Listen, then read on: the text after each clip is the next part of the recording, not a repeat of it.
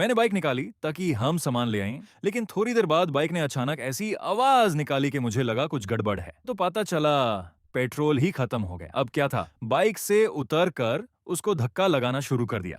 अच्छी बात यह थी कि पेट्रोल पंप ज्यादा दूर नहीं था, वरना आज पिज्जा से पहले मेरी ही वर्कआउट हो जाती।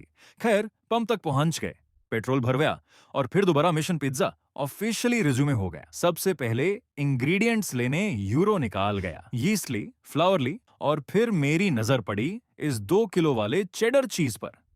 भाई, पिज्जा बनाना था या चीज की दुकान खोलनी थी?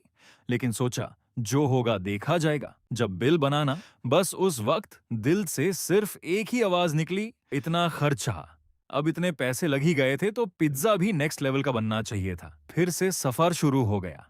वैसे सच बताऊं, रास्ते का मौसम और व्यूज इतने जबरदस्त थे कि बार बार दिल कर रहा था बाइक रोक कर बस थोड़ी देर उन्हें एंजॉय करूं। हरियाली, खुला आसमान और ठंडी हवा, पूरा मूड ही फ्रेश हो गया। लेकिन फिर याद आया कि मिशन अभी कंप्लीट नहीं हुआ। पिज्जा के लिए चिकन भी लेना था, इसलिए एक पोल्ट्री शॉप पर रुक गया और फ्रेश चिकन ले लिया।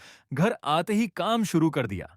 यीस्ट को एक्टिवेट किया, दूध, ऑयल और बाकी इंग्रेडिएंट्स ऐड किए, फिर डो को इतना गूंदा के जब तक डो रेस्ट कर रहा था उधर चिकन की तैयारी शुरू कर दी। गार्लिक फ्राई की, चिकन ऐड किया, स्पाइसेस डाले और नेशनल चिकन टिक्का मसाला ने तो पूरे किचन की खुशबू ही चेंज कर दी। अब बारी थी चीज की, और बिलीव करो, इतनी चीज ग्रेट करते करते लग रहा था जिम की मेंबरशिप की जरूरत ही नहीं पड़ेगी। थोड़ी देर बाद जब डो का लाइड उठाया, मैं खुद सरप्राइज हो गया। ये इतना फूल गया था कि लग रहा था किसी ने इसमें हवा भर दी हो। उसके बाद उसको हल्का सा पंच किया, सॉस लगाई, चिकन डाला, वेजिटेबल्स डाली और फिर इतनी चीज डाली कि कैलोरीज ने भी रिजाइन दे दिया।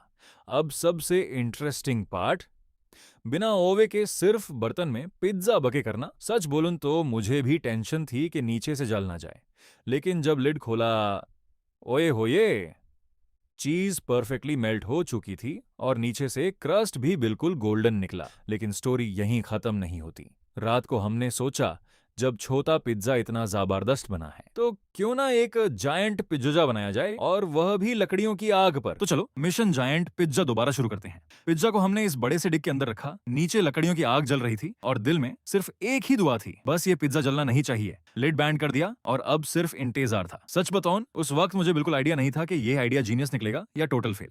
थोड़ी देर बाद क्यूरियोसिटी कंट्रोल ही नहीं हुई। सोचा एक बार देखते हैं अंदर क्या चल रहा है। लिड उठाया और देखते ही दिल को थोड़ा सुकून मिला। पिज्जा पकना शुरू हो गया था, लेकिन एक प्रॉब्लम थी, नीचे से हीट अच्छी मिल रही थी, ऊपर से बिल्कुल नहीं। अगर ऐसे ही चलता रहता तो नीचे का बायस जल जाता और ऊपर चीज वैसे की वैसे रहती। अब शुरू हुई इंजीनियरिंग।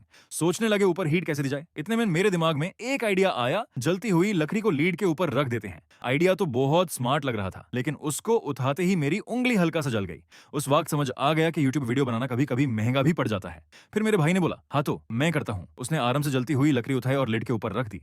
फिर हमने और भी लकड़ियां ऊपर रख दी ताकि हर तरफ से हीट मिले। अब देख, सच में ओवन जैसा लग रहा था। बस फिर दोबारा वेट शुरू हो गया। हर 2 मिनट बाद दिल कर रहा था लिड खोल कर देखूं, लेकिन अगर बार बार खोलते तो सारी हीट बाहर निकल जाती। फाइनली वो मोमेंट आ ही गया। लिड उठाया और इस बार देखते ही चेहरे पर स्माइल आ गई।